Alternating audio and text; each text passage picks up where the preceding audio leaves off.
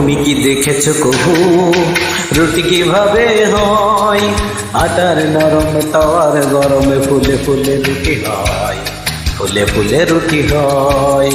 তুমি কি দেখেছো কবু রুটি কিভাবে হয়? আটার নরমে তাওয়ার গরমে ফুলে ফুলে রুটি হয়, ফুলে ফুলে রুটি হয়।